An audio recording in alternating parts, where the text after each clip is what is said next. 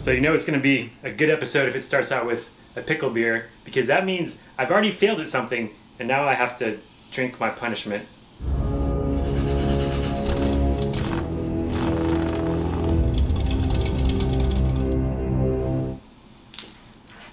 Bloody Mary, hot Bloody Mary pickle beer.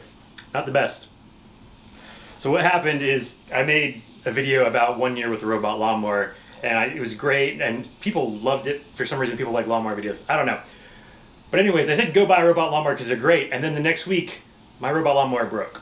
So what happened is I was getting no loop signal error on the lawnmower, meaning that the boundary wire is broken somewhere. The thing was, the light on the base station was green, and if the light on the base station is green, that means that your boundary wire is good, or at least it should.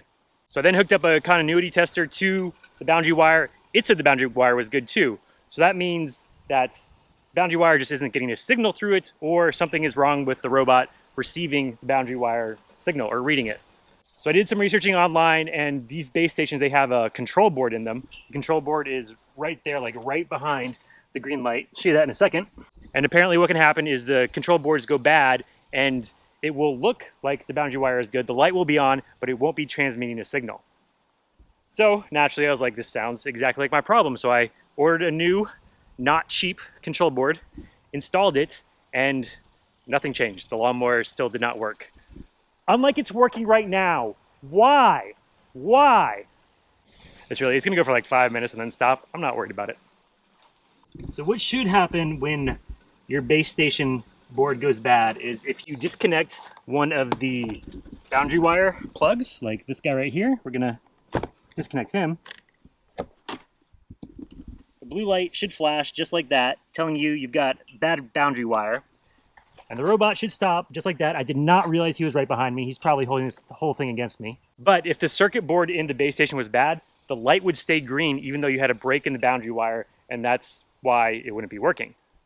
So I should have done that before I went and bought a new circuit board, but I am dumb, so I bought one anyways. So right here on the base station, you got two little holes. There's two little Torx screws in there. All you got to do to get to the circuit board, if yours is bad, is unscrew those two screws, one there, one here, pop the top, and pull it off. So there is the circuit board that is good. This one's a good one. You'd want to, disconnect the power, pull all these plugs. There's a clip there, release those clips. Whole thing comes right out. Not hard to change. Takes about 3 minutes. I know this because I already changed it. Didn't need to. All right, so we're going to plug our boundary wire back in. Green light, good to go again. The lawnmower actually just started up again because it hates me. So another way that some people can fix this is if you go into the security menu, put in your secret code, no looking, go down to advanced, and you hit new loop signal. So you do have to put the lawnmower into the base station. You tell it to generate a new loop signal that changes, I guess, the frequency of the signal or whatever. And for some people that like resets everything and their lawnmower will go again. For me though, I did that. It wouldn't reset the first 2 or 3 times I tried it. After a while, for some reason, it decided it wanted to reset. So that worked for like half an hour. Like this guy is working again right now. But then it just keeps stopping. It won't go for more than a half hour. So what it does is it'll go for a little while. It'll say no loop signal, even though you got the green light. There is continuity in the boundary wire and everything should be working, especially since I just replaced the control board. So it's not the base station. So in the mower, there is a boundary wire receiver control board, just like a little bitty guy. I'll show that to you in a second because I got that now too. And it turns out that control board is, it's up here somewhere. And after I fixed the base station that didn't need to be fixed, I started looking at other things that might be wrong and noticed this. So somehow my mower got a hole in it. Now the mower is really aggressive. Like anytime it gets stuck under something, like it really gets stuck under. And so it must have just been bashing into something one day and it bashed a hole in itself. So my theory now is that it bashed a hole right next to the boundary sensor board and the board went bad and now I need a new boundary sensor board. So we're gonna take this guy apart here in a second. We're gonna put a new boundary sensor board in it and hopefully that fixes the issue because I don't want to drink another Bloody Mary pickle beer. I have more.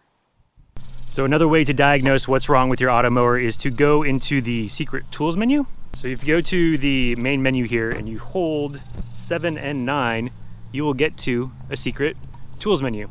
hit OK. We're going to go into the info menu, and then you go down to loop. And so these values over here on the right, they tell you the signal that your mower is receiving for all the different loop signals. So front, rear, whatever.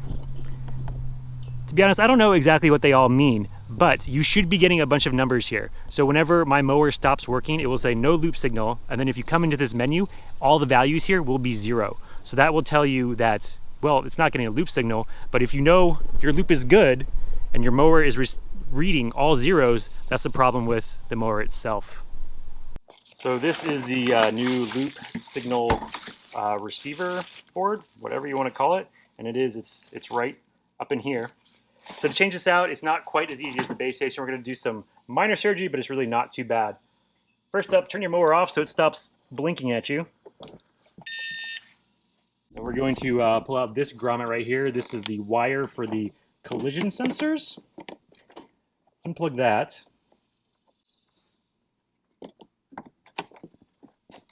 We're going to flip it over and remove its clothing.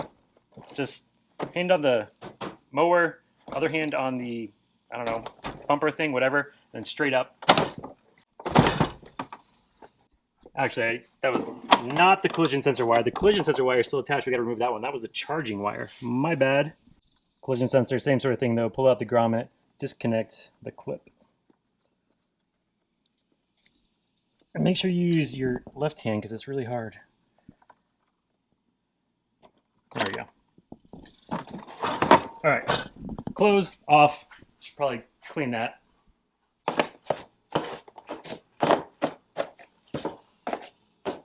So once you get all the grass off, you'll see there's a series of Torx screws all around the chassis that's holding the top part of the shell here onto the bottom part.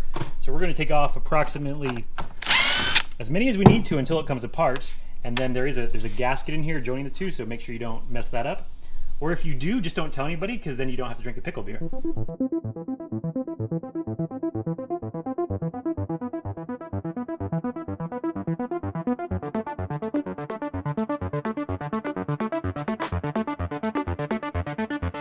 Well, would you look at that? I think I know why our loop signal board failed. If I had to guess, I'd say somehow the robot knocked a hole in itself, and then it shoveled a whole bunch of grass through the hole, buried itself, and I don't know, cooked itself. It's been well over 100 degrees here. I'm not surprised if all of this insulated the board and made it overheat.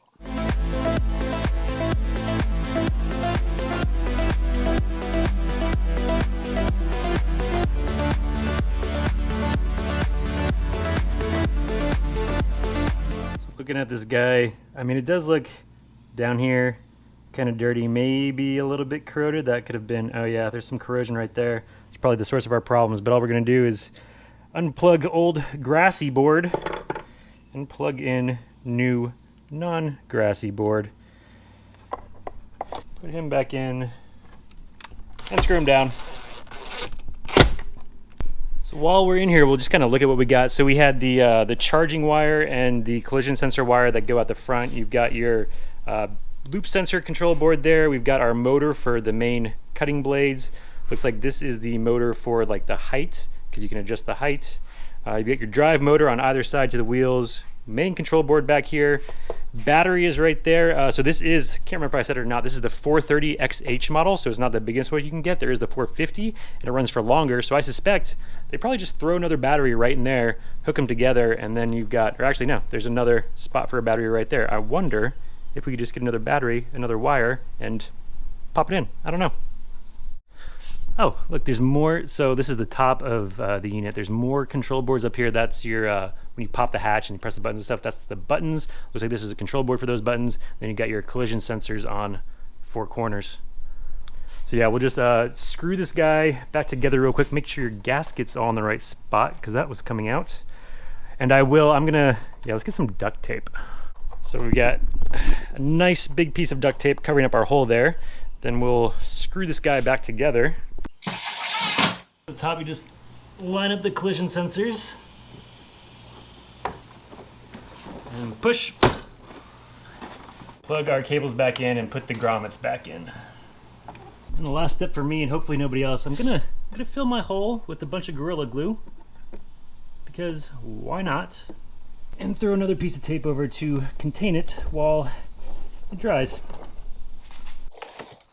we're gonna turn our guy back on here, flip him over, and I don't know if it'll work just like this or not, or we have to reset a new loop signal, but we'll try real quick. Close to start. Let's see.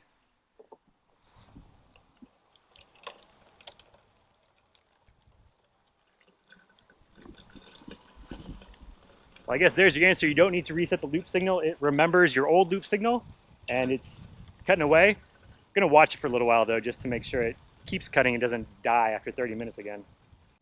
So while he starts cutting, one last thing I wanted to say is the AUTOMOWER does have a 2-year warranty. So I was only 1 year into it. I could have called a shop to come out and fix it.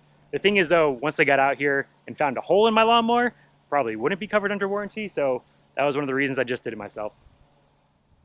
The first control board though, that was just a mistake. Hang on. Yeah, that was a mistake. Oh God, the grass is so thick now, it's just getting stuck. I'll just give him a little push.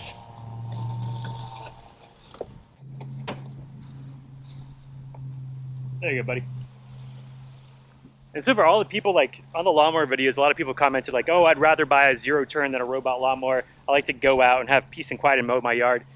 It's been 110 degrees here. I'm not sure, actually no, I wouldn't want to spend 2 hours mowing and edging my yard in 110 degree heat. There's like no way. So I had to pay for some extra parts for the mower after a year. And once it stops getting stuck, it'll totally be worth it because I won't be out here mowing the yard.